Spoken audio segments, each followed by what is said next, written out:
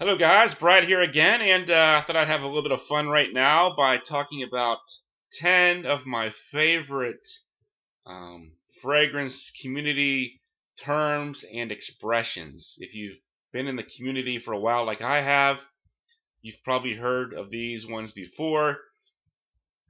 If you're new to the community, maybe not so much, but eventually you probably will. And I always find some of these expressions kind of fun to hear and discuss. So let's get started. Let's start with my number 10. I put SOTD. Now, when you hear SOTD, you might think it's some kind of a horrible venereal disease, but actually, SOTD is scent of the day. And this has really become a very popular thing in the fragrance community. You see threads on base notes where people can post their scent of the day. Sometimes people do full videos just talking about what they're wearing on a particular day. People do Facebook entries in groups saying what their scent of the day is. So, yeah, it's a very big part of the fragrance community.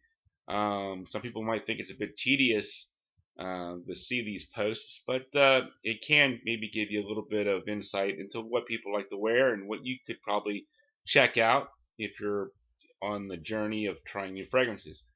Number 9, I have blind buy. Now, blind buying is a very addictive thing in the fragrance community.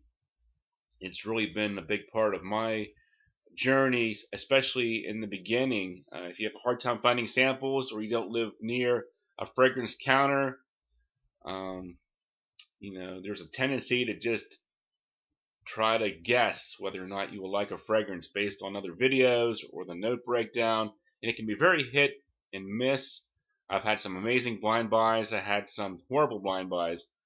Sometimes people will even ask other people in Facebook groups, should I blind buy this? Should I blind buy that? Which is kind of funny because everybody's taste is different. So asking somebody if you should blind buy something doesn't really help matters all that much, in my opinion.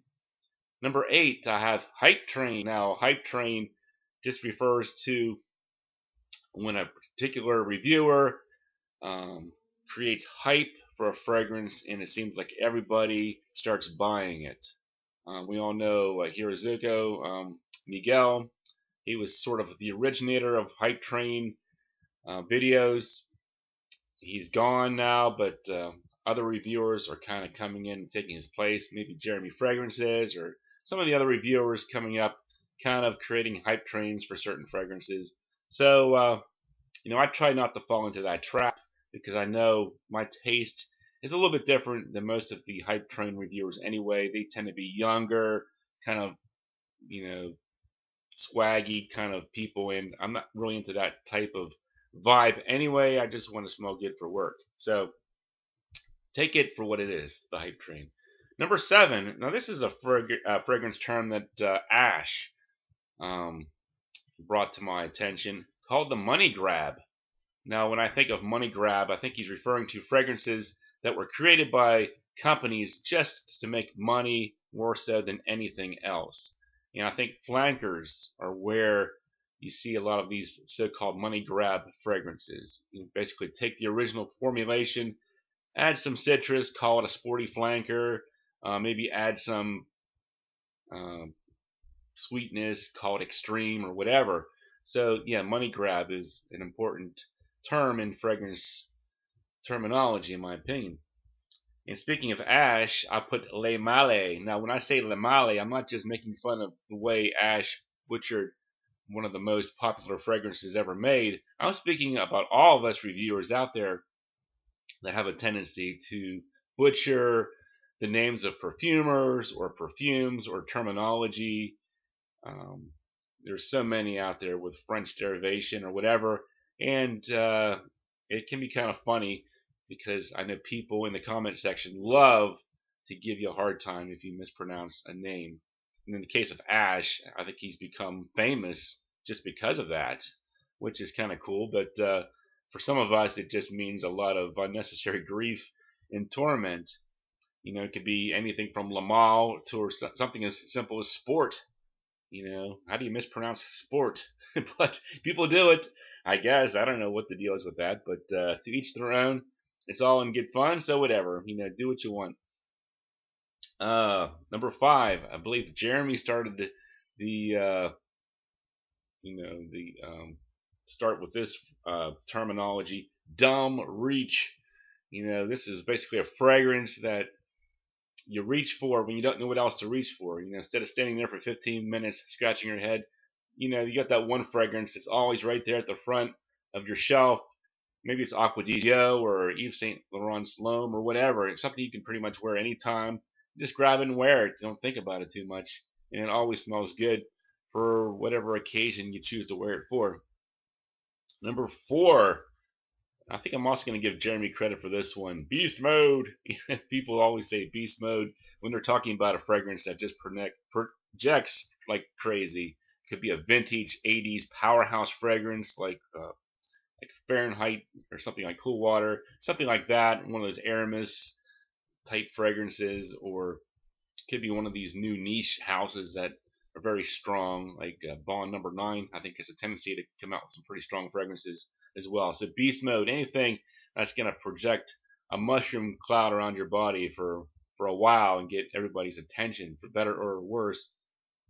Number 3, let's go with one of Daver's patented phrases. Baloney cologne. Baloney cologne, to me, it's basically just anything that has that very generic, kind of like fragrance counter smell. I think he was referencing Yves Saint Laurent's L'Homme, a fragrance that I think he found a little bit too generic smelling for his taste. But this can be anything from Aqua di Gio to L'Homme, or anything that just smells too much like just your average cologne smell. It doesn't stand out. It smells okay, but it just doesn't grab your attention all that much. Number 2 is a really nice one. I like niche quality. So many implications with that expression. Niche quality basically assumes that because it's classified as niche, that it's great. Classified as designer, it's garbage. We all know that Chanel's and Dior's, Yves Saint Laurent's, Dolce & Gabbana's, those are great designer houses. And just because it's a niche house, especially if it's an indie house, it doesn't necessarily mean it's heads and shoulders above the great designer houses. It just means that they don't have a clothing line attached to it. Usually, is what that means. So, don't always assume niche means better. It just means it doesn't have the same marketing as designer. So that's an interesting one. And of course, my number 1 is panty dropper. It's so much association with panty dropper. First of all, the implication that a fragrance smells so good that it can cause a woman to basically jump into bed with you at a moment's notice. And also, I think it's kind of degrading to women, but I think it's all in good fun. I think a lot of women get offended by that expression, but I think it's just a way for people to try to find out what fragrances women really like. But I think maybe they could have picked a better way of stating it. But like I said, it's all in good fun. So that's my list. Thanks for watching, and I'll talk to you guys later.